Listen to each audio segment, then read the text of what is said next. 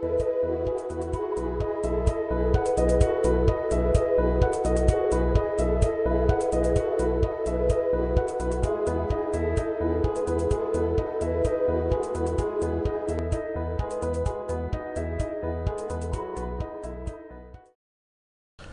alaikum. I'm Gibran Sheikh, and today we are going to talk about different types of budget.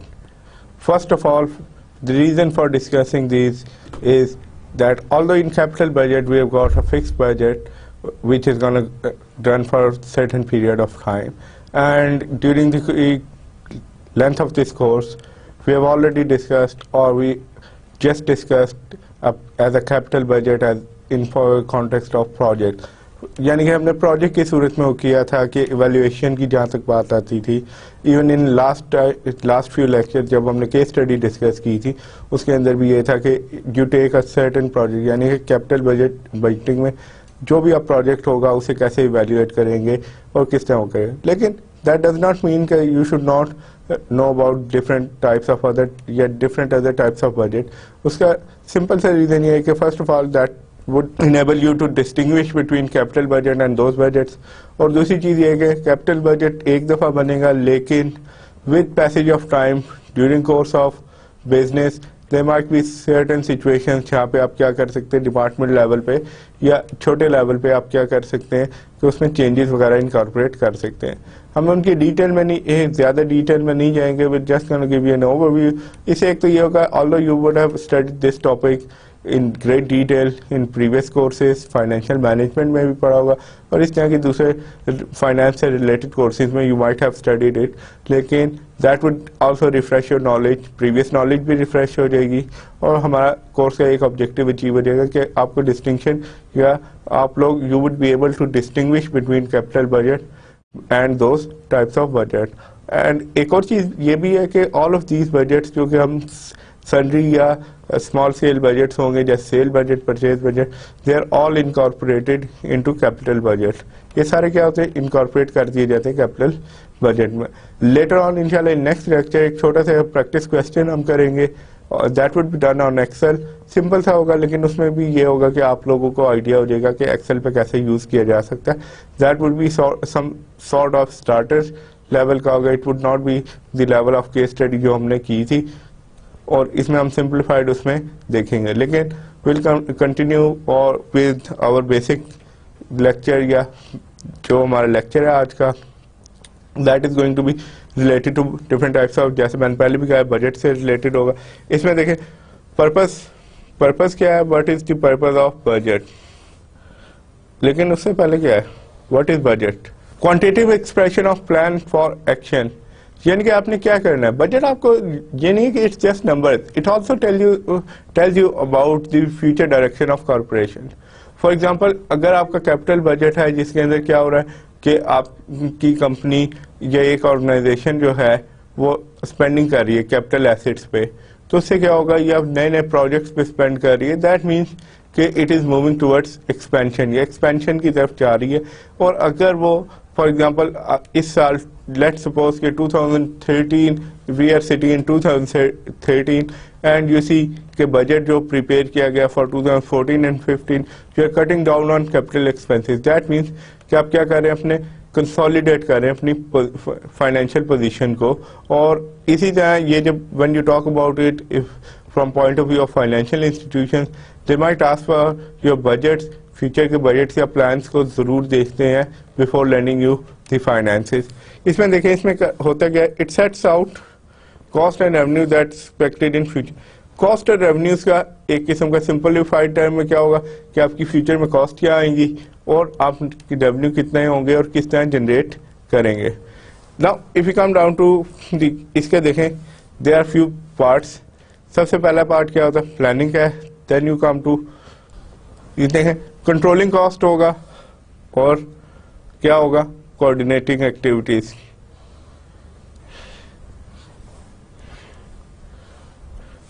इसमें देखें ये सारे क्या, they are interlinked, they all connected to one thing that is budget. Budget से आप क्या कर रहे हैं,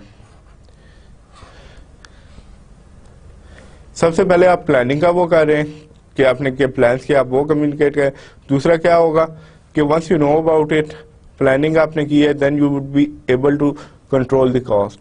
आप कंट्रोल कर सकें। एग्जांपल इसकी सिंपल सी लेते हैं कि आपने 2003 का जो किसी भी एक्सपेंसेस रखे हैं कि आपने कहा we are gonna spend something 2 million and that means you have already got the target आपके पास है। Now only thing you have to do is make sure कि आप विद इन दैट टारगेट अपने ऑब्जेक्टिव्स को अचीव कर लेंगे। देन यू कम डाउन टू परफॉर्मेंस इवैल्यूएशन। परफॉर्मेंस कैसे इवैल्यूएट कर सकते हैं आप कि लेट इसी एग्जांपल को आगे लेके जाता हूँ। परफॉर्मेंस इवैल्यूएशन से इसे अगर लिंक करें तो you ended up spending 1.8 million, that was your आपने प्लान्ड एक्सपेंसेस थे and these are your actual. ये 2003 में आपने कितने किए? You spend it only 1.8 million, यानी यू स्पेंड 1.8 million का क्या मतलब है कि आपकी परफॉर्मेंस क्या थी? That was good. Simplified term में क्या होगा? That is good. अच्छी परफॉर्मेंस थी, यू वर्क एफिशिएंटली आपने काम किया है। और इसके बाद देखें authorization of expenditure, sorry about that, let me take it off. Authorization का पार्ट हो गया that is related to control. ये जो इंटरनल कंट्रोल्स वगैरह होते हैं उससे रिलेट करता है कि आपने किस तरह, फॉर एग्जांपल उसकी वजह क्या है कि 2 million का ये होगा कि लेट्स से कि अगर आप एक मैनेजर को 2 million दे देते हैं, that does not mean he is free to spend, जिधर चाहे वो स्पेंड करे। आपका क्या होगा, देर इंटरनल मैकेनिज्म होता है जो कि क्या करेगा, ऑथराइजेशन वगैरह चेक करेगा या आपकी बजट पे जो भी खर्चे हो रहे हैं वो किस तरह ऑथराइज होंगे। दे would B full flash mechanism, काफ़ी लंबा चौड़ा मैकेनिज्म होता है यूजली ऑर्गेनाइजेशन के विद इन एन ऑर्गेनाइजेशन जो कंट्रोल देखता है, तो काउंटर कंट्रोल और ये सारी चीज़ें चेक की जाती हैं। Most of time generally speaking they would B part of internal control जहाँ पे आपकी ऑथराइजेशन वगैरह चेक की जाती है, यानी कि आप कितना ऑथराइज हैं। फॉर एग्जांपल अगर आप मैनेजर की बात करते हैं, उसके बाद 2 million का बजट है, लेट्स से कि after if he wants to spend something like 100,000, तो उसे क्या है, ऑथराइजेशन लेनी पड़ेगी किसी सुपीरियर से। उसकी रीज़न क्या होता है कि इससे the cost never run away, यानी कि रन अवे किस्म की कॉस्ट नहीं होती कि आपको हमेशा होता है कि एक बंदे के पास अल्टीमेट अथॉरिटी नहीं होगी, और इससे कॉस्ट कंट्रोल करने में ये जो आपका this objective and this objective both can be achieved. और अगर आप इस साइड पे आते हैं, लेफ्ट हैंड साइड पे, कोऑर्डिनेटिंग एक्टिविटीज को कैसे कोऑर्डिनेट करेंगे। लेकिन जब आपने बजट दे दिया है, मैं कहता हूँ आपने एक कैपिटल बजट दे दिया,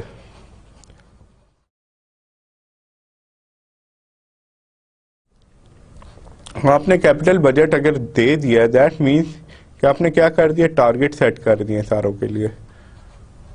सेल्स का भी टारगेट सेट कर दिया आपने, परचेजिंग का भी टारगेट सेट है, और अदर एक्सपेंसेस या दूसरे जितने भी होंगे, प्रोडक्शन एक्सेट्रा, ये सारों के क्या हो जाएंगे, टारगेट्स आप कम्युनिकेट करें कि this is what is expected of you. और ये क्या है कि, और इसके साथ परफॉर्मेंस, फॉर एग्जांपल एक मैंने आपको एग्जांपल यहाँ पे शुरू में भी हमने डिस्कस की है कि 2 million का अगर आपके पास एस्टिमेटेड खर्चा है, या आपके पास 2 million ऑथराइज खर्चा है कि आप 2 million तक या 20 लाख रुपए तक स्पेंड कर सकते हैं। अब देखें इसमें क्या होगा कि दैट मीन्स कि आपने जो भी मैनेजर जिसके आपने ऑथराइज किया ये, उसे क्या होगा, या जो इंचार्ज है आपके कि उस प्रोजेक्ट का या उस हेड का, फॉर एग्जांपल आपकी अगर प्रोडक्ट है तो प्रोडक्ट का जो इंचार्ज होगा सारी देखभाल करेगा, तो वो क्या करेगा कि एटलीस्ट उसके पास एक आइडिया होगा कि मेरे पास 20 लाख रुपए हैं, इसके अंदर ही मैंने ये सारे काम मैनेज करने हैं। एंड देन टारगेट की कम्युनिकेशन भी ये वही बात है जो हमने अभी डिस्कस की थी कि सेल्स का है तो उसका क्या मतलब होगा कि टारगेट आपको दे दिया गया कि आपने इतना रेवेन्यू जनरेट करना है। मोटिवेशन किस तरह हो सकती है, यस देखें ये जो बात थी कि for example you are authorized, आपके पास 2 million का बजट था, you ended up get spending 1.8 million, 0.2 million, 2 lakh रुपए आपने बचाए हैं। और एंड वंस परफॉर्मेंस इवैल्यूएशन होगी तो क्या होगा, most of the time reward schemes होती हैं, जितनी आप सेविंग करेंगे उसका पोर्शन मिलता है। इस तरह क्या होगा, एम्प्लॉयज़ को दे would be motivated. At the same time अगर आपने बजट फॉर एग्जांपल यहाँ पे रखा ही लेट्स से 1.5 मिलियन है, बहुत टाइट या स्ट्रिंजेंट बजट रखा है, someone ended up spending 1.8 million, यानी 0.3 मिलियन की उसने ओवर स्पेंडिंग कर दी, तो उसमें क्या होगा, दैट वुड बी डीमोटिवेटिंग। यानी कि क्या होगा, परफॉर्मेंस इवैल्यूएशन जब होगी तो उसकी परफॉर्मेंस क्या होगी, नेगेटिव उस पर आ रही होगी, तो दैट मीन्स कि ही माइट बी डीमोटिवेटेड, या वो वर्कर्स या जो आपका मैनेजर होगा और दूसरे ऑर्गेनाइजेशन के एम्प्लॉयज होंगे, दे वुड बी डीमोटिवेटेड। डीमोटिवेशन उनमें आ जाएगी कि यार, एक तो ये होगा जनरली स्पीकिंग, एक ध्यान में ये चीज़ आ जाती है कि यार ऑर्गेनाइजेशन हमारा सोचती नहीं, जानबूझ के इतने टाइट बजट रखे जाते हैं जिसमें प्रॉब्लम आ जाती है, और हम अगर अचीव नहीं करते तो हमें क्या किया जाता है, रिडिक्यूल किया जाता है, या हम लोगों को क्या शन किया जा रहा है। उससे होता क्या है कि नेक्स्ट टाइम लोग पहले से उनका माइंडसेट ये बन जाता है एम्प्लॉयज़ का कि यार बजट तो है ही इतना टाइट, ये अचीव तो होना ही नहीं है। तो क्या होगा, दैट डीमोटिवेशन से आप लोग की परफॉर्मेंस वगैरह या एफिशिएंसी पे बहुत बड़ा इम्पैक्ट आता है। देखें, बजट की जहाँ तक आती है, although we have discussed it for sake of refresh, ताकि आपके कॉन्सेप्ट भी रिफ्रेश हो जाए, तो पहले आपने क्या करना है, स्टेप्स क्या होंगे, लॉन्ग टर्म ऑब्जेक्टिव्स क्या है। फॉर एग्जांपल आपने ग्रो करना है, और लेट्स से कि ग्रो करना चाहते हैं, स्टेबलाइज कर रहे हैं,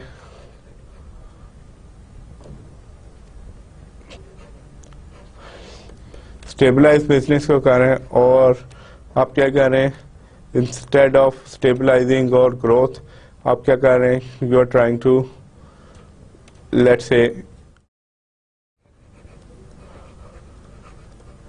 यानी कारोबार को रोल बैक कर रहे हैं, या इसे क्या कर रहे हैं कि छोटा कर रहे हैं, या जो आपकी जैसे हमने रियल ऑप्शन में भी किया था कि आप क्या कर सकते हैं, रादर दैन एक्सपेंडिंग और ग्रोइंग के अलावा आपके पास ये अबैंडनमेंट की भी रियल ऑप्शन हो सकती है, और इसी में आप क्या कर रहे हैं, रोल बैक कर रहे हैं, या उसे साइज को कट डाउन कर रहे हैं, कटिंग डाउन, साइज को कट डाउन कर रहे हैं किसी भी वजह से। इट माइट बी कि आप वो बिजनेस या वो प्रोजेक्ट्स वगैरह को ख़त्म करके आप क्या कर रहे हैं, दूसरे बिजनेसेस में इन्वेस्ट करना चाह रहे हैं, या जनरली बिजनेस को रोल बैक किया जा रहा है, कंपनी ख़त्म होना जा रही है, या they want to start a new business, something, there could be hundreds of scenarios, लेकिन बेसिकली अगर आपका बजट ये आपको बताएगा। फॉर एग्जांपल अगर आपने ग्रोथ की बात करेंगे तो आप क्या करेंगे, बजट के अंदर हमेशा कैपिटल एक्सपेंसेस क्या हो जाएंगे, हाई हो जाएंगे।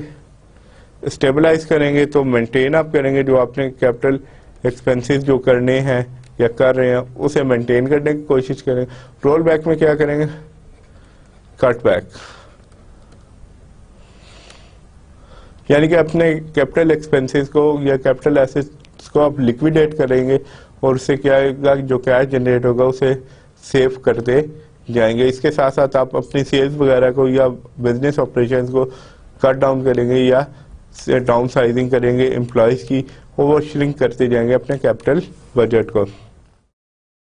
इसमें देखिए एक चीज है, from budget committee to communicate budget policies and set organization के अंदर, इट्स नॉट दैट कि एक स्पेशल बजट कमेटी होती है जो कि क्या करेगी, बजट की सेट करेगी, specially related when you talk about capital budget. तो इसमें हमने शुरू में भी पहले लेक्चर से ये बात करते आ रहे हैं, पहले टॉपिक से ये बात करते आ रहे हैं कि स्पेंडिंग इतनी हाई होती है, इतनी कि organization can not afford a lapse, या लैप्स ऑफ कंसंट्रेशन अफोर्ड ही नहीं कर सकती। ऑर्गेनाइजेशन क्या चाहेगी कि मैक्सिमाइज किया जाए, जो भी आपका बजट वगैरह है उसके कंट्रोल्स को मैक्सिमाइज किया जाए, या उससे इस जगह पे, ऐसी जगह पे इन्वेस्ट करें जहाँ से आपकी आउटपुट मैक्सिमम हो। तो उसके लिए क्या होगा, most of time it's not going to be 1% decision के एक बंदे ने कह दिया ऑर्गेनाइजेशन के सीईओ ने या ओनर ने, तो इस तरह नहीं होता। बड़ी ऑर्गेनाइजेशन में there would be budget committee जिसमें आपके फाइनेंस के मार्केटिंग और बाकी सारे जो भी होंगे डिपार्टमेंट्स उनके हेड्स होंगे, और वो दे वुड डिसाइड कि ऑप्टिमम बजट की क्या क्वांटिटी होगी। And if you remember previous lectures और प्रीवियस टॉपिक्स जितने भी डिस्कस किए, उनमें जो भी टेक्निक्स होती है दे आर अप्लाइड, और एक दूसरे को कन्विंस किया जाता है शुड दिस प्रोजेक्ट भी टेकन, या ये बजट इतना एलोकेट करना चाहिए या नहीं करना चाहिए। और ये अप्रूवल भी बजट का क्या कौन से देगी, यही कमेटी ही आपको अप्रूव भी करेगी बजट को। इसमें देखें produce budget manual. Budget manual क्या होगी, ये एक बुकलेट होगी जिसमें, और सिंपल सी बात है, you can say it's a booklet, well actually it's more than a booklet simply because इसमें क्या होगा, ऑर्गेनाइजेशन के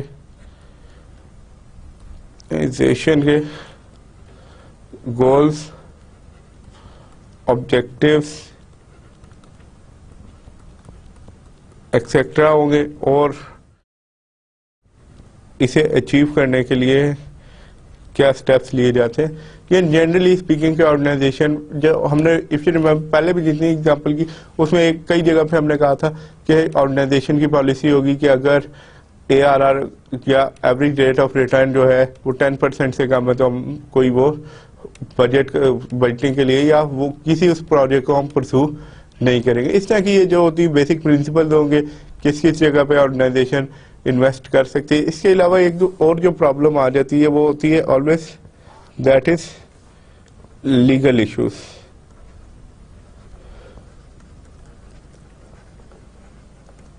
लीगल इश्यूज क्या होंगे, उसकी एक सिंपल सी आपको एग्जांपल देता हूँ कि लेट्स से ऑर्गेनाइजेशन के पास पेंशन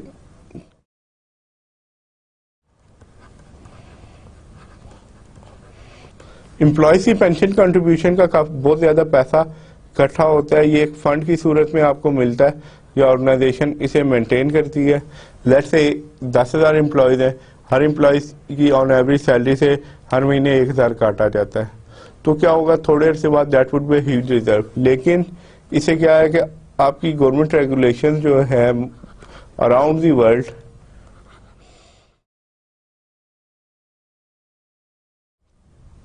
वो क्या स्टेट करती हैं, गवर्नमेंट रेगुलेशंस क्या कहती हैं कि you can not invest it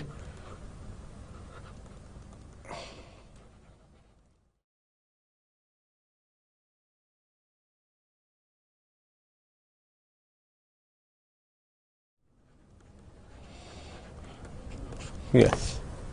यानी गवर्नमेंट रेगुलेशन, गवर्नमेंट आपको क्या है, आपके पास एक फंड है, एक बहुत बड़ा पूल ऑफ मनी, ये पूल ऑफ रिसोर्स है, लेकिन organization are not allowed to spend that money, और वो जो भी फंड में पैसा है उसे क्या कर सकती है ऑर्गेनाइजेशन कभी यूटिलाइज नहीं कर सकती फॉर इट्स इंटरनल, या अपने प्रोजेक्ट में या किसी और प्रोजेक्ट में इन्वेस्टमेंट के लिए यूटिलाइज नहीं कर सकती। वो किधर मैक्सिमम कर सकती है, वो उसने इन्वेस्ट भी करना है तो गवर्नमेंट सिक्योरिटीज या रिस्क फ्री सिक्योरिटीज में या रिस्क फ्री एसेट्स में वो इन्वेस्ट कर सकते हैं, सिंपली बिकॉज ऑल्दो कि वो ऑर्गेनाइजेशन का एक किस्म का ऑर्गेनाइजेशन के पास रिसोर्स है इंटरनली जनरेटेड, लेकिन they are not allowed to do that.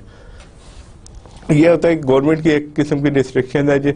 Otherwise let's say कि अगर risk free rate is 5%, let's say कि रिस्क फ्री रेट जो है दैट इज 5%, इसका क्या मतलब है, और आपका प्रोजेक्ट का एक जो प्रोजेक्ट आप ले रहे हैं, मैं कहता हूँ प्रोजेक्ट एक्स के नाम से, ये जो है इसका एवरेज रिटर्न है दैट इज 7%, और इसकी अगर आप बात करते हैं तो ये क्या होगा, इसका बीटा 0.10 है, लेकिन still you are not allowed to do that. ये आपकी गवर्नमेंट की रिस्ट्रिक्शन आ गई है, लीगल रिक्वायरमेंट है जो, और ये सारी चीजें की जरूरत है most of time budget manual में आप लोगों को दी जाएंगी। प्रिंसिपल बजट फैक्टर्स आइडेंटिफाई करेंगे,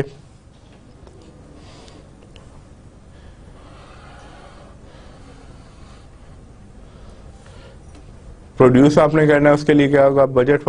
प्रिंसिपल बजट फैक्टर्स क्या कुछ होंगे, क्या फैक्टर्स हैं जिनकी वजह से बजट आप कर रहे हैं, या क्या कुछ मेनली आपका फोकस में आएगा, उसके बाद आप उनके लिए बजट आप बनाएंगे। देन इसमें एक जो सबसे इंपॉर्टेंट चीज है that is limiting factor. Limiting factor क्या होगा? यस,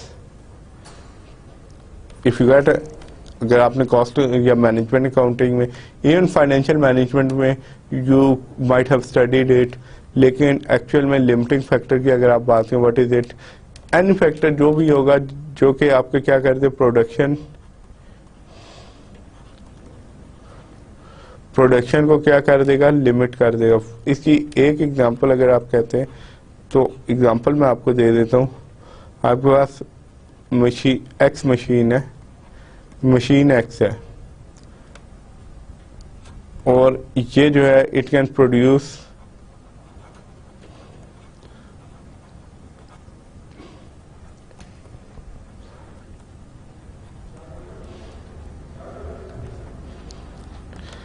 कि जो आपकी मशीन एक्स है ये कितना है, it can only produce 10,000 units a day. ये क्या होगा, दैट मीन्स कि if you cannot, since you cannot increase its production, आप इसकी प्रोडक्शन कैपेसिटी वगैरह नहीं बढ़ा सकते, and there might be problems कि आप नई मशीन नहीं ले सकते या लेना नहीं चाहते। तो इसका ऑल्दो आप लोगों के पास demand might be, let's say कि डिमांड है दैट इज 11,000 यूनिट्स की डिमांड है, लेकिन आप क्या करेंगे, यू कुड ओनली प्रोड्यूस 10,000। तो ये क्या होगा, that would B limiting factor. तो अब आपका मेन फोकस क्या होगा प्रिंसिपली, कि how do you work around this.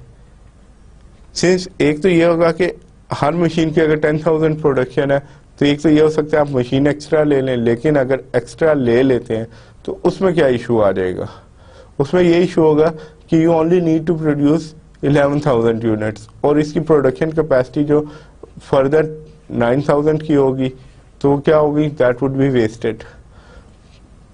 In practice that is really difficult कि एकदम से आप प्रोडक्शन को वो कर दें। लेट्स से अगर प्रोडक्शन आप कहते हैं नहीं जी हम डिमांड क्रिएट करेंगे, हमारी डिमांड बढ़ जाएगी 20,000, लेकिन यू हैव टू रियलाइज कि आपके पास उतने, अगर 10,000 से 20,000 पे आप प्रोडक्शन इंक्रीज कर दें, then you are need other resources such as human resource होगा, और दूसरे फिजिकल रिसोर्सेज होंगे, जैसे आपके सप्लाई चेन वगैरह, और उसे मेंटेन करने का बहुत बड़ा इशू हो जाएगा कि आपने उन्हें भी अपग्रेड करना है।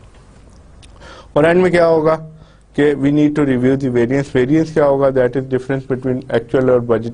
बजट में जो आपने प्लान किया था और एक्चुअल में क्या हुआ साल के एंड पे, क्वार्टर के एंड पे, या let's say after end of a period, project के एंड पे 3 साल का प्रोजेक्ट था, 3 साल बाद आपने कहा कि हमने एस्टिमेट्स जो किए थे वो उसमें, और बजटेड दैट वुड बी, जो आपके एस्टिमेट्स होंगे that would B budgeted quantity, और उसके बाद एक्चुअल रिजल्ट्स में कितना डिफरेंस। इसमें 2-3 चीज़ें आपने हमेशा ध्यान में रखती है। एक तो लिमिटिंग फैक्टर क्या, कि लिमिटिंग फैक्टर को वो हमेशा वो फैक्टर होता है जो कि आप एकदम से साइमल्टेनियसली इंक्रीज नहीं कर सकते, जो आपकी हमेशा प्रोडक्शन को क्या कर देगा, रोक देगा, या बीच में खलल ज़रूर डालेगा।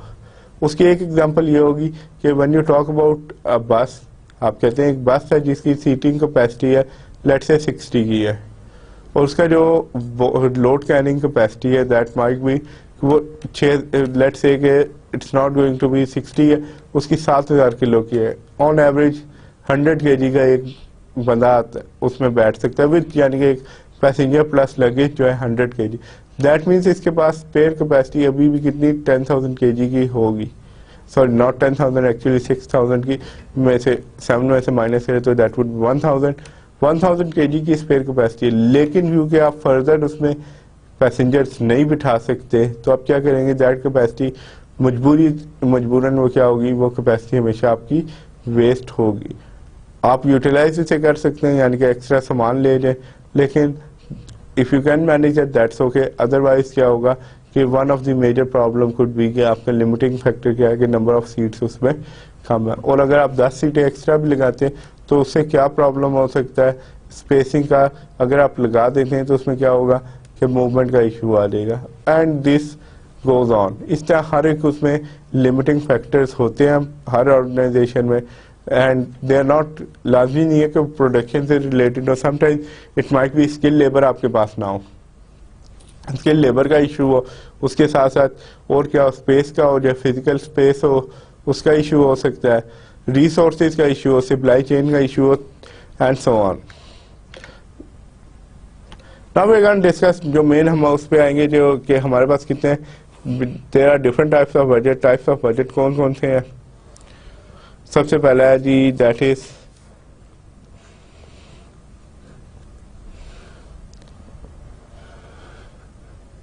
Master budget. मास्टर बजट क्या होगा?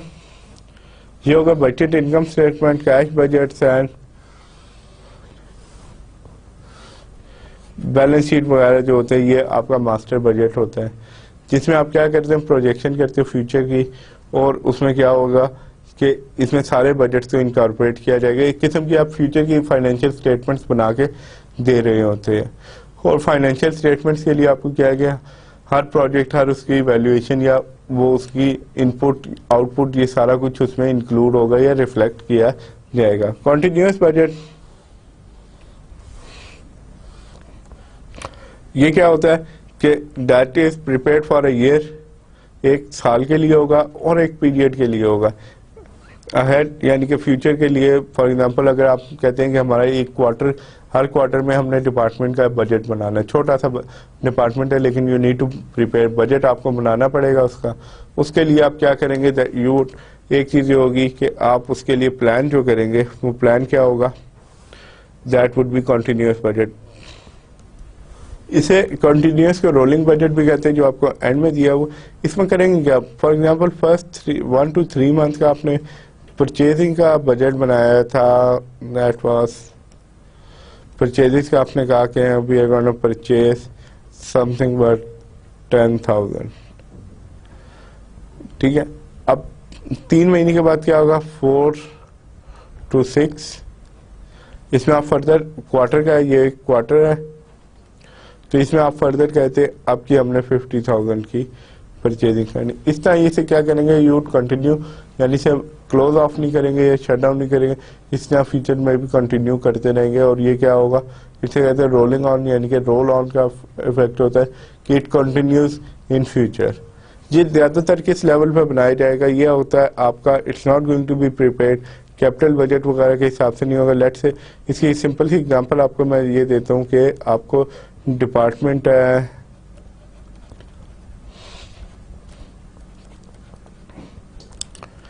HR डिपार्टमेंट जो है, इसके पास मैं कह देता हूँ 30 एम्प्लॉयज हैं, 30 एम्प्लॉयज है HR के पास। और क्या है कि इन्हें जो बजट एलोकेट किया गया है HR को, दैट इज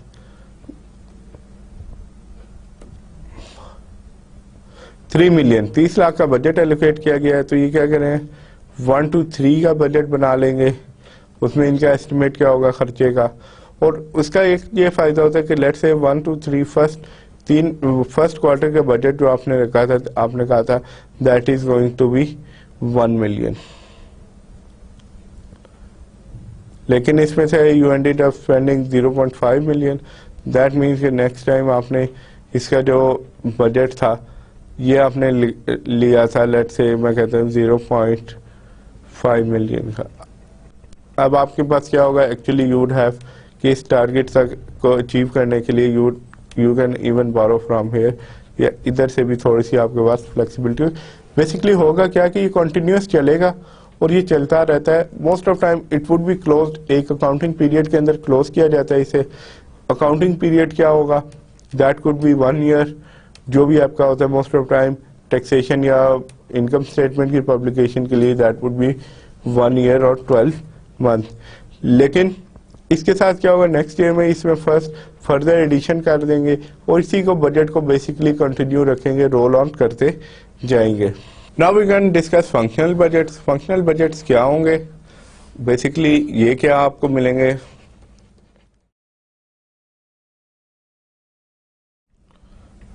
ऑपरेशनल लेवल पे जो आपको बजट्स मिलते हैं they are called functional budgets. यानी ऑपरेशनल लेवल से मुराद क्या होगा, डिफरेंट डिपार्टमेंट्स वगैरह के लिए जो बजट दिए जाते हैं। जैसे सेल्स का है, सेल्स बजट क्या होगा, इन्हें क्या कहा जाएगा कि लेट्स से कि आपने 20 मिलियन का रेवेन्यू देना है आपने, यानी 20 मिलियन की सेल्स आपने करनी है। प्रोडक्शन वालों को कहा जा सकता है कि आपने क्या करना है, इसके कॉरस्पॉन्डेंट करने के आपने जो है लेट्स से कि 200,000 यूनिट्स प्रोड्यूस करने हैं। रॉ मटेरियल यूजेज बजट क्या होगा कि ये जो आपके प्रोडक्शन डिपार्टमेंट वाले हैं इन्हीं को या स्टोर्स वालों को दिया जाएगा रॉ मटेरियल का यूजेज का।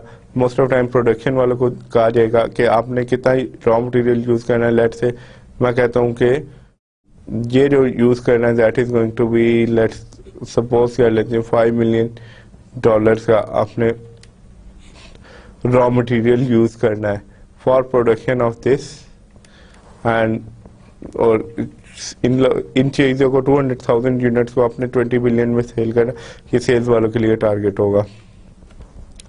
और रॉ मटेरियल ये परचेज बजट क्या होगा, परचेजिंग कितनी करनी है। देखिए ये 5 मिलियन में you have to keep in mind कि ये 5 मिलियन का अगर आपके पास है तो इसमें क्या होगा, यू गॉट टू हैव, एक आपने बफर स्टॉक भी रखा होगा,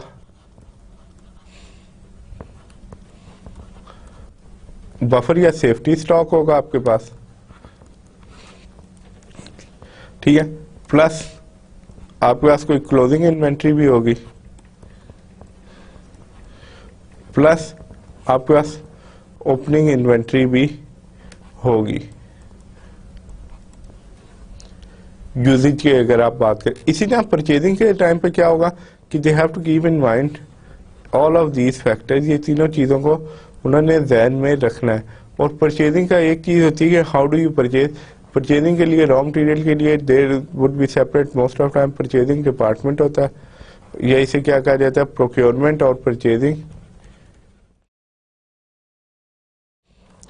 या परचेजिंग डिपार्टमेंट होगा ये क्या कोशिश करेगा कि किस तरह परचेज किया जाए, इन्होंने से यूज करना है। Let's say it's not going to be कि रियल लाइफ में ये नहीं होगा कि आपकी पूरे साल की एक दफा परचेजिंग कर ली और उसे पूरे साल यूटिलाइज करेंगे। परचेजिंग डिपार्टमेंट का काम क्या होगा, जब इन्हें जरूरत पड़े किन्हें, ये प्रोडक्शन वालों को, तो वो क्या करेंगे, they should be able to provide material. यानी कि ये अगर आप साल के शुरू में लेके रख लेते, कुछ ऑर्गेनाइजेशन में, बहुत कम ऑर्गेनाइजेशन में होगा, लेकिन ज्यादातर ऑर्गेनाइजेशन में क्या होता है कि वो रनिंग बेसिस पे रखती हैं ताकि उन्हें स्टॉक भी ज्यादा ना रखना पड़े।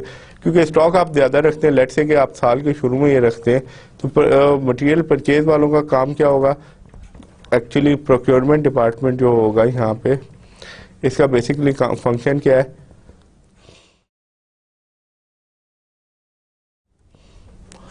कॉस्ट को मिनिमाइज करें related to what,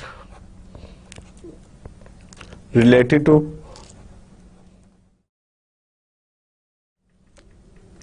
raw material या दूसरी प्रोक्योरमेंट से रिलेटेड जितनी भी कॉस्ट है उसे क्या किया जाए, मिनिमाइज किया जाए कि मिनिमम हो। और इसमें कॉस्ट कौन कौन सी आ जाती है, वंस अगेन क्या होगी आपकी, पहले एक बार हमने पढ़ा भी था, होल्डिंग कॉस्ट हो सकती है आपकी, इसके साथ साथ क्या होगा,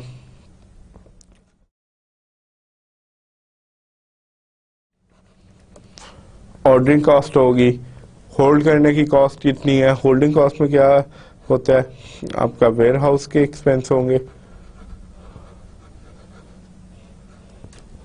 वेयर हाउस का एक्सपेंस होगा। दूसरी चीज क्या हो सकती है आपकी, इससे वेयर हाउस या इनसे related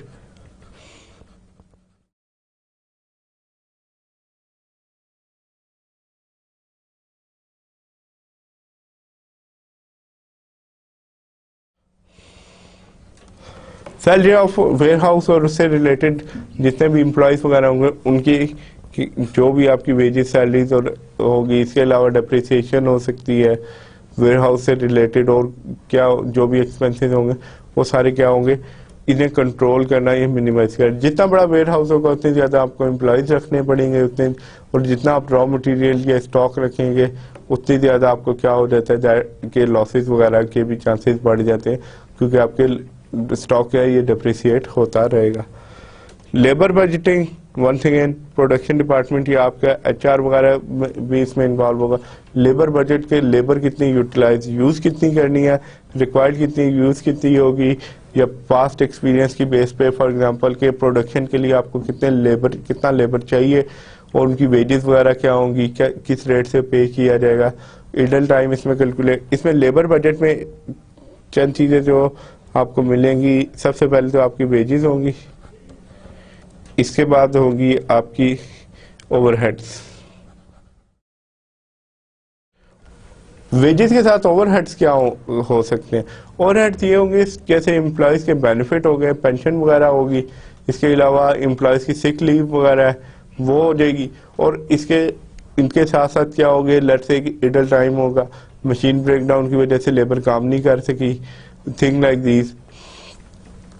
overhead budget once again ये इसमें क्या होगा, इसमें सारे मैन्युफैक्चरिंग और दूसरे ओवरहेड्स होंगे, मैन्युफैक्चरिंग नॉन मैन्युफैक्चरिंग ओवरहेड्स वगैरह को कैसे काउंट फॉर किया जाता है, उन्हें कैसे कंट्रोल किया जा सकता है। तो ये क्या होते हैं कि इसमें देखें, वो जो प्रीवियसली हमने ऑब्जेक्टिव्स पढ़े थे जिसमें एक कॉस्ट मिनिमाइजेशन का भी एक ऑब्जेक्टिव था, परफॉर्मेंस इवैल्यूएशन का था। If you go back to the first slide, देखिए इसमें क्या है, परफॉर्मेंस इवैल्यूएशन है, दूसरा क्या है, controlling cost.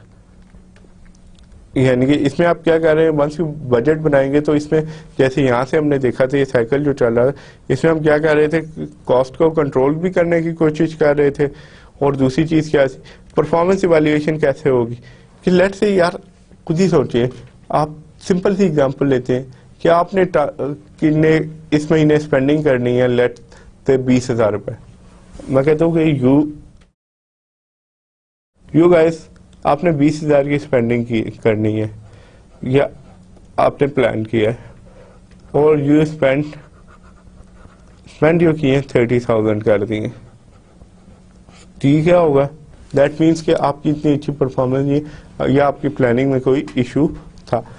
At the same time अगर मैं इसे निकाल देता हूँ, अगर आपका कोई टारगेट जो था, जो आपने रखा था, या कोई टारगेट ही नहीं रखा था, यू जस्ट हैड मनी और आपने उसे वेस्ट कर दिया, तो इसमें क्या होगा कि या आपने लगा दिया परचेजिंग की, इधर उधर लगा दिया, नाउ यू डोंट नो कि यार what was my performance, you never know.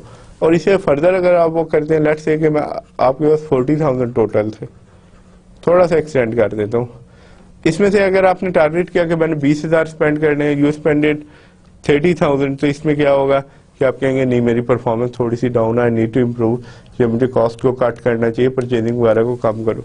लेकिन अगर आपके पास ये टारगेट नहीं था और देन यू स्पेंड 30 था, अब फिर भी क्या कहेंगे, अपने आप को शाबाशी देंगे, simply because you would say कि मैंने I still manage to save 10,000। That is one question, ये सिंपल सा रीजन है जिसकी वजह से हम बजटिंग वगैरह करते हैं और इतने लंबे चौड़े, और बिलीव इट और not that's a long term exercise होती है, और हर साल की जाएगी या कंटिन्यूस बेसिस पे जब भी की जाएगी, तो इट्स टाइम कंज्यूमिंग, और time equals to money, simply because जो आपके रिसोर्सेज एलोकेट किए जाते हैं। फॉर एग्जांपल अगर आप बात करते हैं फाइनेंस से दूसरे डिपार्टमेंट के लोग जो बैठे होंगे, तो वो क्या होंगे, it would be waste of time, लेकिन क्या होगा, they would be spending time, तो उनकी क्या होगी, सैलरीज वगैरह जो भी ये पर्क्स है वो किधर जा रहे हैं, they are going to budget, तो उसकी बजट की इन इटसेल्फ कॉस्ट भी काफी हाई होती है। इसमें देखें डिटेल्स में दिया हुआ सेल बजट की अगर आप बात करेंगे तो ये फंक्शनल बजट में क्या होगा, सेल्स रेवेन्यू अगर इसकी कैलकुलेशन करेंगे इनटू सेलिंग प्राइस, ये आपके पास आ जाएगा। ये वी आर डिस्कस दिस, ये चीज़ें देखेंगे, नॉट ऑल, सारे तो नहीं, इसमें most of the functional budget, काफ़ी ज़्यादा जो फंक्शनल बजट होंगे वो हम देखेंगे, किधर देखेंगे, इन नेक्स्ट केस, सिंपल से जो हम नेक्स्ट प्रैक्टिस क्वेश्चन।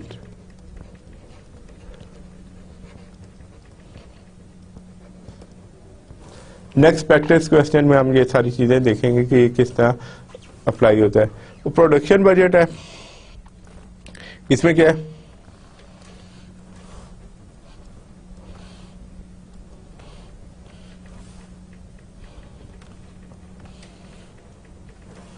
इसमें क्या है, बजट प्रोडक्शन, सेल्स फोरकास्ट होगी प्लस क्लोजिंग इन्वेंट्री कितनी है, और finish goods minus opening inventory कितनी है। प्रोडक्शन बजट का एक चीज you have to keep in mind के लाजमी नहीं है,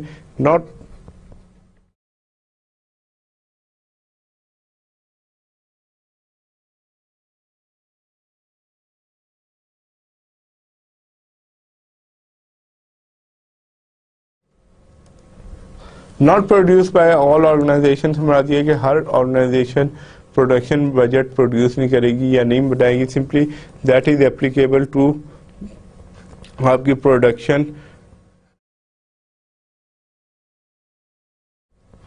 बेस्ड कंपनीज, और इसे क्या कहेंगे,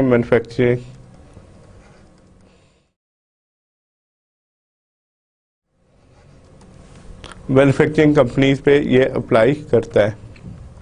now we can talk about material budget. Material budget की अगर आप बात करें, यूजेज बजट है जिसके अंदर आपने क्या करना है, budgeted production of each product into number of material या क्वांटिटी ऑफ मटेरियल रिक्वायर्ड, कितनी रिक्वायर्ड होगी, कितने हमने प्रोड्यूस करने, और उसके लिए हमें क्वांटिटी ऑफ रॉ मटेरियल कितना चाहिए एक यूनिट को प्रोड्यूस करने के लिए, वो हम देखेंगे। परचेज बजट क्या होता है, purchase budget amount of material, कितना मटेरियल चाहिए। जैसे हमने कहा यूजेज बजट में कि आपने परचेज करना है किस बेसिस पे, कितना मटेरियल चाहिए, और उसमें पहले भी मैंने कहा था, प्रीवियस स्लाइड में भी आपने देखना है, क्या देखना होता है कि आपका बफर स्टॉक कितना है। फॉर एग्जांपल आपने सेफ्टी स्टॉक कितना रखना है, क्लोजिंग इन्वेंट्री कितनी होनी चाहिए, ये आपकी हो सकती है, ओपनिंग इन्वेंट्री कितनी है। लेट्स से कि अगर आपने 100,000 यूनिट्स प्रोड्यूस करने हैं और हर उसमें 2 यूनिट्स ऑफ रॉ मटेरियल लगते हैं, रॉ मटेरियल 2 यूनिट लगते हैं हर उसमें, तो आपने कितना परचेज करने होंगे, दैट मीन्स 200,000, 2 लाख आपने यूनिट परचेज है, सिंपल सी बात है। लेकिन इट्स नॉट दैट सिंपल। उसकी वजह क्या होगी कि आपने क्लोजिंग इन्वेंट्री, लेट्स से कि आपके पास ओपनिंग जो थी इसमें से ऑलरेडी आपके पास 10,000 यूनिट क्या थे, ओपनिंग इन्वेंट्री की सूरत में पड़े हुए थे। और उसके बाद आप कहते हैं हमने सेफ्टी स्टॉक कितना रखना है, हमने 1,000 यूनिट का तो हर सूरत में सेफ्टी स्टॉक रखना है। और हो सकता है कि आप कहेंगे सेफ्टी स्टॉक के अलावा हमारे पास क्या हो सकता है कि क्लोजिंग इन्वेंट्री भी कोई ना कोई हमें मेंटेन करनी चाहिए, शुड बी मेंटेन इट। यानी कि प्रोडक्शन प्रोसेस ये होता है कि ये साल तो एंड हो जाता है, लेकिन प्रोडक्शन वगैरह के process they do not and, continuously चलते रहते हैं थ्रू आउट दी। तो उसमें हो सकता है कि आप कहें सेफ्टी के लिए हमें 1,000 चाहिए, या ये आपका बफर स्टॉक हो सकता है।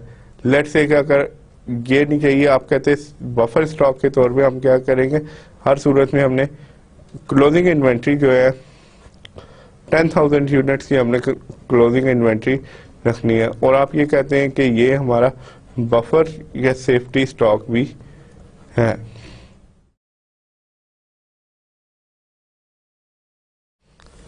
तो इसमें ये सारी चीज़ें आपने देखनी होती है। और एक और चीज़ ये भी होती है कि प्रैक्टिस इट्स नॉट कि आपने जिधर से मिले, आपने क्या चीज़ कंसिडरेशन रखनी होगी, हमेशा से आप कंसिडर करेंगे कि परचेजिंग के टाइम पे कि कहीं कम से कम हमें पेमेंट करनी पड़े, यानी कि हमें सस्ती पॉसिबल हो, जितनी सस्ती चीज़ मिले उतना बेहतर है। और हमने क्या करना, we not gonna buy it once, नहीं हमने करना। इसके लिए हमने क्या करना है, इकोनॉमिक ऑर्डर क्वांटिटी जैसे हमने डिस्कस किया, आपने पहले भी वो किया, you are to be familiar with those things, economic production quantity और इकोनॉमिक ऑर्डर क्वांटिटी, ये सारे आपको पता होंगे। या आप if you want you can always go back, refer back to the previous courses और इसमें से देख लें। ये सारी चीज़ें जो है in real life you have to keep in mind one thing कि आप ये चीज़ें most of these things are applicable कि आपने कॉस्ट कट करनी है और प्रोडक्शन या उसकी फैसिलिटीज़ को देखना है कि वो कितनी है, आर दे एडुकेट, हमारा रॉ मटेरियल जहाँ में स्टोर करना है वो एडुकेट है, किस सूरत में हमारी कॉस्ट मिनिमम होगी, और सप्लाई लाइन्स वगैरह हमने कैसे मेंटेन करनी है, सोर्सेज जो है हमारे रॉ मटेरियल के, या हमारे जो प्रोक्योरमेंट के मार्केट में कोई प्रॉब्लम तो नहीं होगी। लेकिन कई होगी, जैसे आपकी वन ऑफ परचेजिंग की कई इंडस्ट्री में होगी, वो आपकी मजबूरी है। फॉर एग्जांपल अगर आप बात करते लेट्स से कि शुगर की इंडस्ट्री है, तो उसमें प्रॉब्लम क्या होगी कि गन्ना साल में एक ही बार पैदा होता है, शुगर केन ये एक ही बार साल में प्रोड्यूस होगा, तो क्या करना पड़ेगा फैक्ट्री को या कंपनी को, शुगर मिल को, कि they have to purchase it in a bulk quantity. लेकिन उसके बावजूद उन्हें स्टोरेज वगैरह से और दूसरी क्वांटिटी की ऑप्टिमम क्वांटिटी कितनी होनी चाहिए, ये सारी चीज़ें उन्हें कंसिडर करनी पड़ती हैं। लेबर बजट, इसमें लेबर की क्या कॉस्ट होगी, और इसमें पहले भी मैंने कहा था कि लेबर बजट क्या होगा,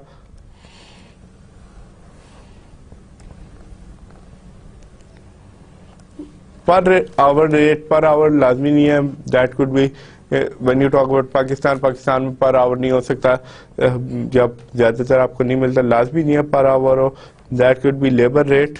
पर आवर की जगह मोस्ट लाइकली क्या होगा, पर पीस हो सकता है, पीस वर्क के तहत। इसके अलावा डेली वेजेस कितनी है, इसके अलावा और क्या हो सकता है, the other things could be के पीस वर्क हो सकते हैं, यानी कि जितनी प्रोडक्शन करेंगे उसके हिसाब से डेली वेजेस कितनी होगी। और इसके साथ साथ जो है कीप इन माइंड के इनके दूसरे एम्प्लॉयज़ के इंसेंटिव, जैसे कोई एम्प्लॉय अगर बीमार, जैसे सिक पे होगी आपकी और दूसरी चीज़ें होंगी। लेकिन वो क्या होता है, most of time that's included in overheads.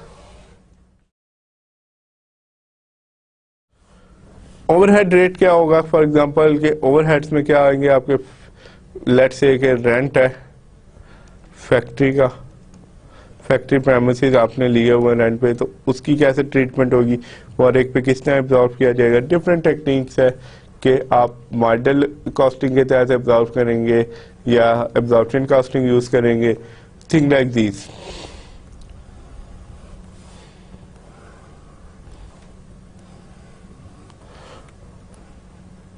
Activity based costing की बेसिस पे करेंगे, ये ऑल ऑफ दीज, इस तरह की काफी ज्यादा आपके पास वो होंगी। ना वो एक छोटी सी एग्जांपल है, ये सिंपल सी एग्जांपल है जिसमें के थ्रू हम ये आपको इलेबरेट करूंगा। और दूसरी चीज ये होगी we can see through the course, इसमें हम देखेंगे कि ये बजट वगैरह की कैसे प्लान किए जाती हैं, किस तरह होंगे। इसमें देखें यू गॉट सेलिंग प्राइस 40 है, you got two product, product A and B, एक की सेलिंग प्राइस कितनी है, दैट इज, इसमें प्लान सेल्स जो है आपकी ए की 100 यूनिट्स है, बी की कितनी है 200 यूनिट्स है। सेलिंग प्राइस ए की 40 है, you got B 30। Opening inventory जो है दैट इज 12 यूनिट्स और इसकी जो है 20 यूनिट्स है। Labour hours per unit 2 hours and 1 hours. Machine hours यानी मशीन में कितने लग रहे हैं, हियर इट इज। रिक्वायर्ड क्या है आपके पास, मटेरियल की रिक्वायरमेंट क्या है। प्रोडक्शन ए के लिए दो, यू गॉट 2 मटेरियल्स एक्स और वाई, 2 kg 3 kg।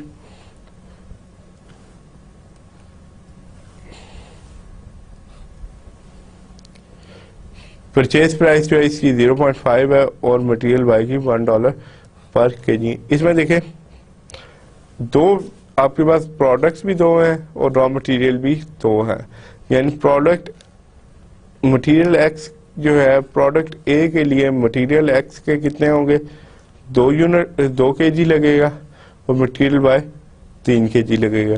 और प्रोडक्ट वाई के लिए आपके पास, सॉरी प्रोडक्ट बी के लिए क्या है, that is 2 and 1। Labour rate कितना, $10 पर आवर है। वेरिएबल कॉस्ट कितनी है, that is $1.50 into machine hours. Fixed overhead rate जो है 0.5 पर मशीन आवर है। तो इसमें अगर सिंपलीफाइड उसमें आप कैलकुलेट करें कि कॉस्ट किस तरह कैलकुलेट की जा सकती है, तो वो क्या होगा, सिंपली अगर आप सेल्स कैलकुलेट करेंगे तो ये सेल्स किस तरह कैलकुलेट करेंगे, सिंपल सी हो गए 100 यूनिट्स मल्टीप्लाई बाय 40 और इसकी कितनी होगी 200 मल्टीप्लाई बाय 30, ये आपकी सेल्स हो जाएंगी। और उसके बाद क्या होगा कि रफ से अगर हम वो करते हैं लेबर की कितनी होगी कॉस्ट, लेट्स से कि अभी हम इन्वेंट्री की तरफ नहीं जाते, पहले जो सिंपल जो आपको यूजुअली अवेलेबल है जो इजीली कैलकुलेट हो सकती है। लेबर की कॉस्ट कितनी होगी 2 मल्टीप्लाई बाय 10 और इसमें कितनी होगी 1 into 10। और आपके पास अब दूसरी चीजें क्या आ गई हैं,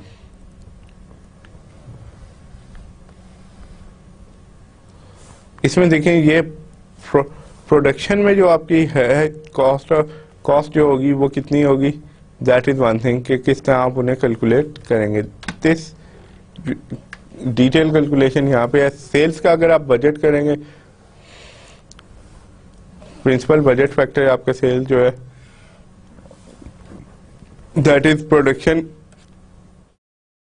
100 मल्टीप्लाई बाय 40 जो कि प्रीवियसली भी हमने की, इसमें कितना है 200 multiply by 30, total sales revenue आपके पास कितने हैं, they are 4000 and 6000 and that total जो आपके पास है sales they are going to be 10,000, यानी कि that would be sort of simplified version of your sales budget.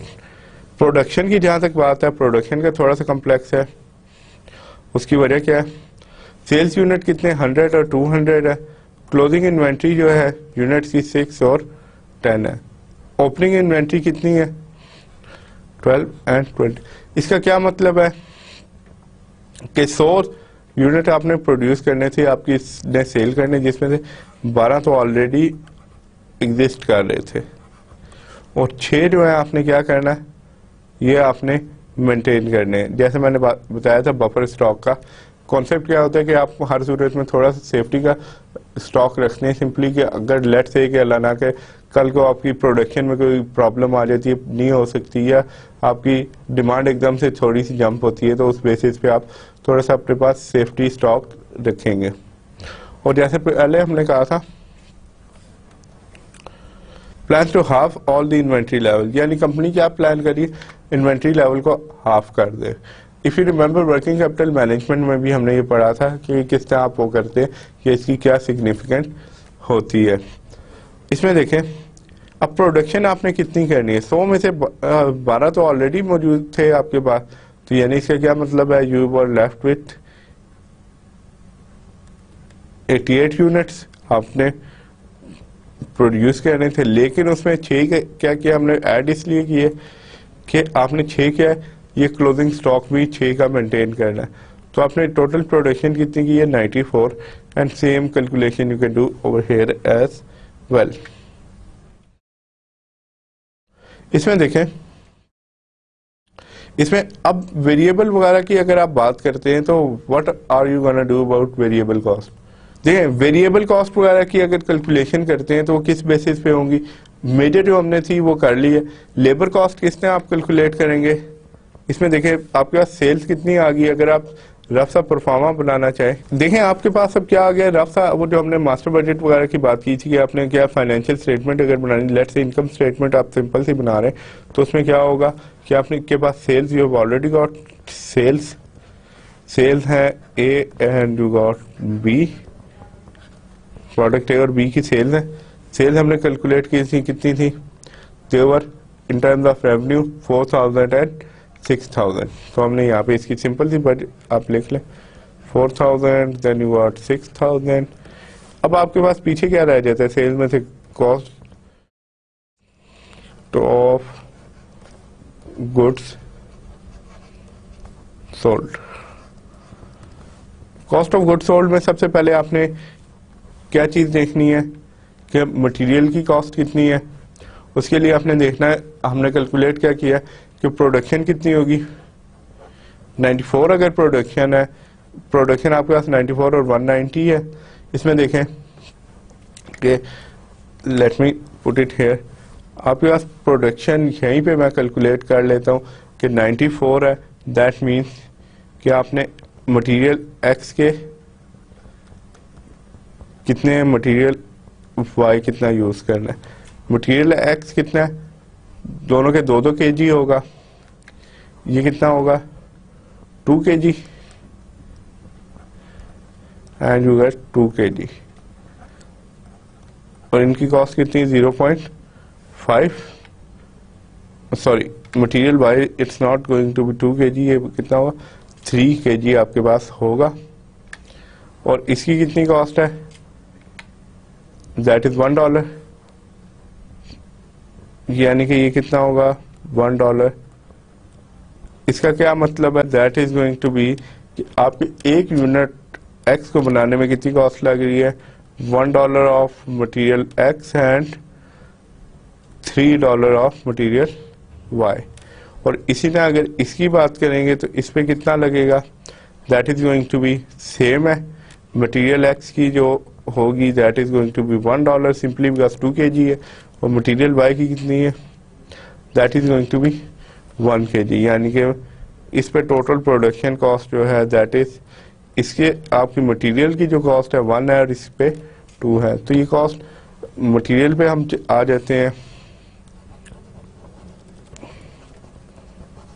Material की अगर कॉस्ट करेंगे तो ये कितनी थी, दैट वाज प्रोडक्शन आपने कितनी करनी है 94 मल्टीप्लाई बाय हमने यहाँ पे कैलकुलेट किया 4,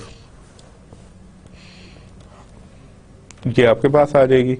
और बी की हमने कैलकुलेट कितनी की थी, दैट वाज $2 मल्टीप्लाई बाय 190 जितने आपने प्रोड्यूस किया, यानी कि यहाँ पे मैं लिख देता हूँ 2 मल्टीप्लाई बाय 190। ठीक है, यहाँ तक हमारे पास कोई वो इशू नहीं है, सिंपली बिकॉज वेटेड प्रोडक्शन जितनी है उसके हिसाब से हम कैलकुलेट कर रहे हैं कि मटेरियल की कॉस्ट कितनी होगी। मटेरियल की कॉस्ट किस बेसिस पे की है, ये we have multiplied this with this, prices से हमने उन्हें मल्टीप्लाई कर दिया। Now if you look at it, हमारे पास क्या हो जाता है, that is going to be 180 16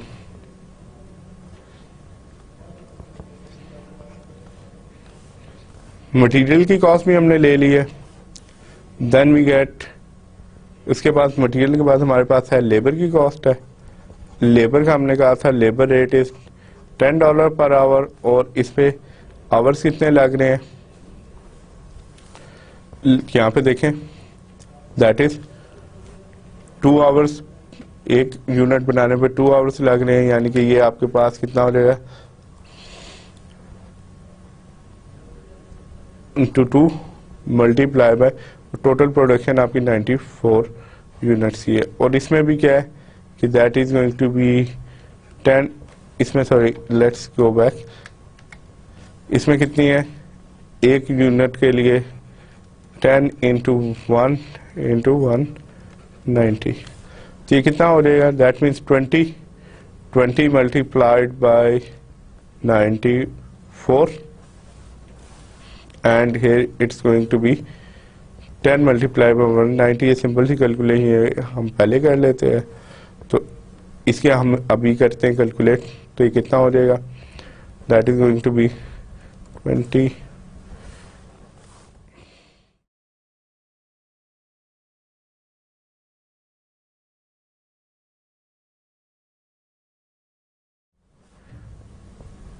sorry यार एक मिनट कैलकुलेट करने दो।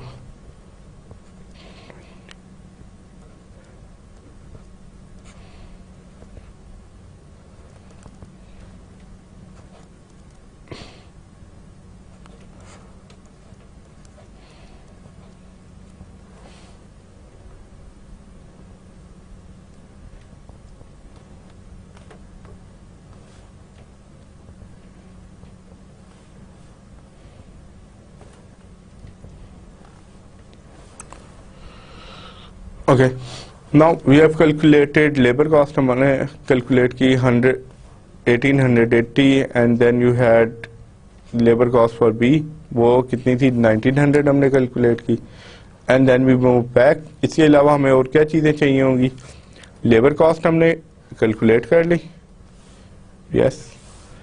अब हमने क्या करना है, मशीन की कॉस्ट कैलकुलेट करनी है। मशीन आवर्स पर यूनिट कितना है, वेरिएबल मशीन की देखें कॉस्ट की जहां तक बात है तो ये किससे रिलेटेड होगी, that is going to be over hair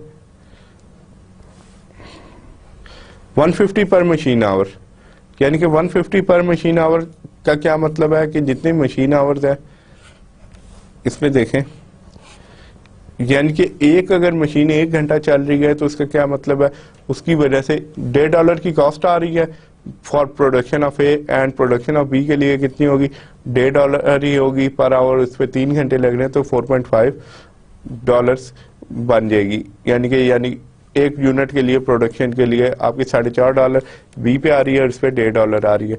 और हमने यूनिट्स कितने बनाए हैं, तो ये अब देखें ओवरहेड्स की अगर हम बात करते हैं, ओवरहेड्स की अगर आप बात करें तो ये क्या है,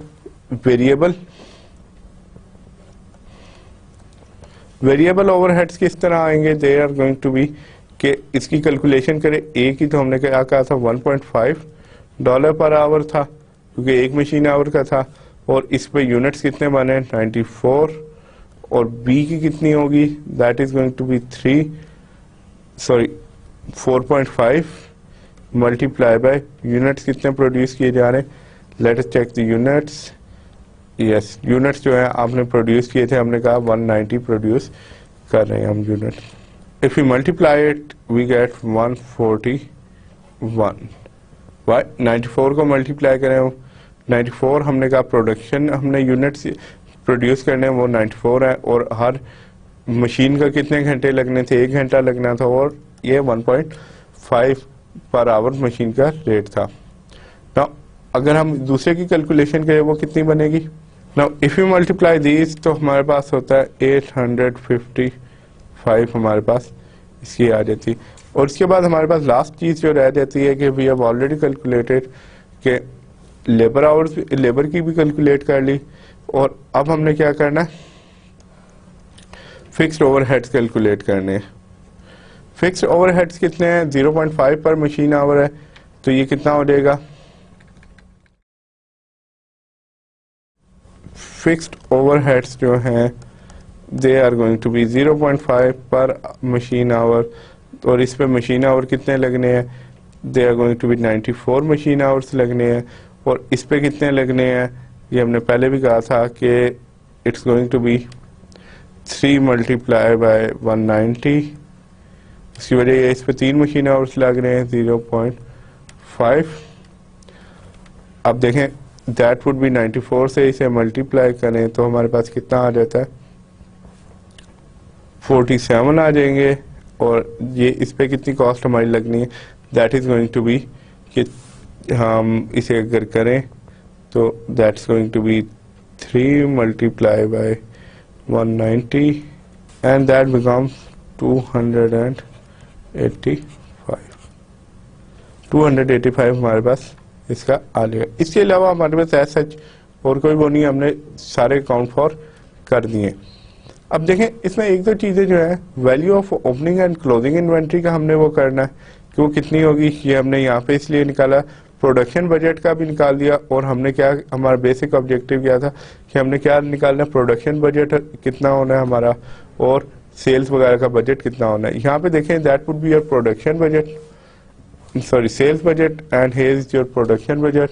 देखें ये हमारे पास बजट आ गया कि हमने प्रोड्यूस कितना करना है, और इसी तरह हमने क्या किया, सेल्स का भी बजट हमारे पास आ गया। इसके साथ साथ हमने ये सिंपल कैलकुलेशन की तो हमें क्या हो गया, लेबर का भी, कॉस्ट का भी बजट आ गया, लेबर की वो बजट भी आ गया, मटेरियल का भी हमने कैलकुलेट कर लिया कितना जरूरत होगा, ओवरहेड्स का भी हमें पता लग गया, फिक्स ओवरहेड्स का भी हमें पता लग गया। That's how it's done. और if you want to take it further, अगर आप चाहें तो you can always calculate income statement के लिए आप क्या कर सकते हैं, इसमें से प्रॉफिट कैलकुलेट कर सकते हैं कितना होगा।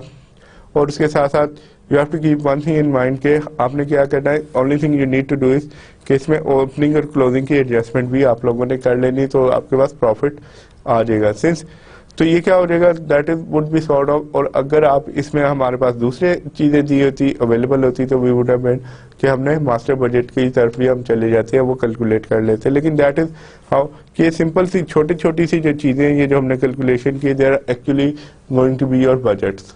ये कौन से होंगे, material, for example material usages की अगर आप बात करते हैं तो ये आपका मटेरियल यूजेज का बजट बन जाएगा, ये लेबर का बजट बन जाएगा, it's going to be overheads and that's going to be fixed overheads. Now we are going to talk about fixed, flexible and flexed budget, different types के जो budget हो सकते हैं, इन्हें आपस में अगर कंपेयर किया जाए तो क्या होगा। फिक्स्ड बजट में क्या होता है, compare original budget with actual results. इसमें हम करते हैं क्या कि कंपेयर करते हैं ओरिजिनल बजट को एक्चुअल रिजल्ट से, रिमेन अनचेंज, इसकी कैरेक्टरिस्टिक क्या है, और ये क्या होता है कि चेंज नहीं होता, फिक्स्ड होता है। फिक्स का मतलब ये है, और डज नॉट चेंज, और वेरिएंस एनालिसिस में कोई असिस्टेंस नहीं करता। फ्लेक्सिबल बजट क्या होगा,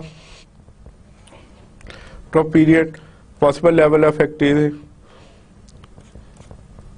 देखिए फ्लेक्सिबल बजट क्या है कि हमने क्या कहा था कि इफ यू रिमेंबर, हमने पहले भी वो किया था, बेस्ट 3 सिनेरियो जो डिस्कस किए थे कि पॉसिबल कौन से हो सकते हैं। बेस्ट में क्या होगा जो हमने कहा था, और उसमें क्या था, जैसे last case, if you remember जो प्रीवियस लेक्चर्स में केस स्टडी थी उसमें भी यही था कि एक क्या था, बेस्ट सिनेरियो था हाई सेल्स का था, दूसरा क्या था एवरेज थी, तीसरा क्या था वर्स्ट या अगर सेल्स डाउन होती हैं। तो इसमें ये क्या है कि आप हर उसके लिए डिफरेंट बजट्स वगैरह प्रोड्यूस कर सकते हैं। ये क्या होगा most of time that is going to be capital budget की अगर आप बात करें, ये कैपिटल बजट तो एक बार आपने बना दिया दैट वुड बी इट, लेकिन उसे रनिंग में लाने के लिए हमें क्या करना पड़ता है, वी हैव टू थोड़ा सा उसे फ्लेक्स करना पड़ेगा। जैसे ये हमने सिनेरियोस वगैरह का इफ यू रिमेंबर हमने किया था। फ्लेक्स बजट क्या होगा, चेंजेस हो जाएगी, changes as the volume changes या एक्टिविटीज वगैरह चेंज होती है, यूज कंट्रोल पर्पजेस के लिए बहुत अच्छा है। फॉर एग्जांपल ये अगर बात करते हैं कि फ्लेक्सिबल बजट से ही रिलेट हो जाएगा यहाँ पे कि लेट से कि आपने बेस्ट केस सिनेरियो में 100,000 आपकी सेल्स थी, लेकिन इट टर्न्स आउट कि आपकी सेल्स जो थी they turn out to be average, और एवरेज कितना था हमने कहा 70,000 थी। तो इसमें क्या होगा, आपने बेशक इसके लिए बेस्ट के लिए आपने मोस्ट लाइकली के लिए बनाया था दैट वाज एवरेज, लेकिन इट टर्न्स आउट के बेस्ट के लिए आपके पास यानी कि आपकी सेल 100,000 होगी। और इस तरह की इसमें क्या है cost behaviour of different items, cost behaviour हम जज कर सकते हैं डिफरेंट आइटम्स का इन ओरिजिनल बजट के, उसमें क्या है कि कौन सी कॉस्ट फिक्स रही है। वेरिएंस सॉरी जो आप सेंसिटिविटी एनालिसिस वगैरह के थ्रू भी कर सकते हैं। High low method we are not going to discuss that, लेकिन that is one of highest और लोएस्ट एक्टिविटी पे basically that is going to be variance analysis. और फ्लेक्स और इनके क्या होता है, वेरिएंस एनालिसिस होता क्या है, sorry if you go back my apologies, it's not going to be variance analysis नहीं, that is going to be let's say it's simply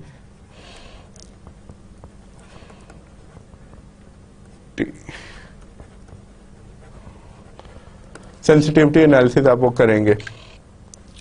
Now इसमें होगा क्या कि आप इससे कैलकुलेट क्या करते हैं, इससे एक्चुअली वेरिएंस के कैलकुलेट करेंगे कौन से वॉल्यूम के और एक्सपेंडिचर के। उसमें होता क्या बेसिकली प्रॉब्लम इज के जब आप कैपिटल बजटिंग की भी बात करते हैं दैट इज वन थिंग कि आपने एक बार बना दिया उसमें ये सारी चीजें इंक्लूड की, लेकिन with passage of time problem क्या क्रिएट हो जाती है ये है कि आपने सेल्स दी 10,000 की, लेकिन वो सेल्स 10,000 ही इट टर्न्स आउट 10,000 ही रही, लेकिन बाकी जो थी प्रोडक्शन कॉस्ट जो थी आपने एस्टिमेट की थी कि 30% होगी, लेकिन वो 25% हुई। और ओवरहेड्स आपकी किसी वजह से मशीन वगैरह के वो 40% आपने कहा था, they turned out to be 30% और 41%। तो इस तरह की उसमें आप क्या कर सकते हैं, वॉल्यूम वेरिएंसेस और एक्सपेंडिचर वेरिएंसेस कैलकुलेट करते हैं। तो इससे क्या हो जाता है, परफॉर्मेंस वैल्यूएशन हो जाती है। आप देख सकते हैं कि क्या परफॉर्मेंस रही है विद रिस्पेक्ट टू एक पर्टिकुलर डिपार्टमेंट का या पर्टिकुलर मैनेजर का। देखिए इसमें है क्या, फ्लेक्स बजट वगैरह से हम जब वेरिएंस करते हैं तो पहले भी मैंने ये आर्ग्यूमेंट दिया कि हमारा प्रॉब्लम क्या होता है कि हमने परफॉर्मेंस इवेल्युएट करनी है, कैलकुलेट करनी है, तो that is really helpful, these budgets are really helpful. और वेरिएंस एनालिसिस करते क्यों है, उसकी वजह ये होती है, सिंपल सा रीजन है ये होगा कि आपने ये देखना कि हमारी प्लानिंग कितनी इफेक्टिव रही है। बहुत सिंपल से होते हैं, सिंपल टूल है, लेकिन that is got great impact, और इम्पैक्ट इसका बहुत ज्यादा होता है गिवन दैट कि आप इजीली क्वांटिफाई कर सकते हैं किसी की भी परफॉर्मेंस को।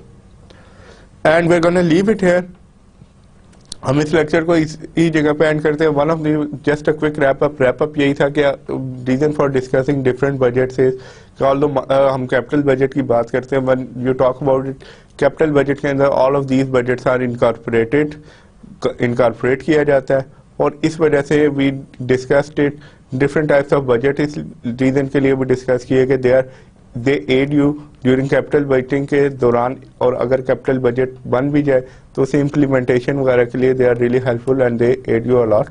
एंड इसके साथ साथ डिफरेंस भी हो जाएगा, आप difference you would get to know about different types of budget के क्या हो सकते हैं।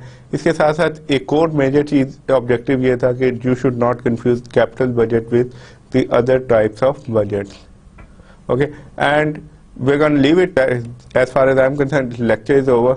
and hopefully आप लोग you were able to grasp the basic concept.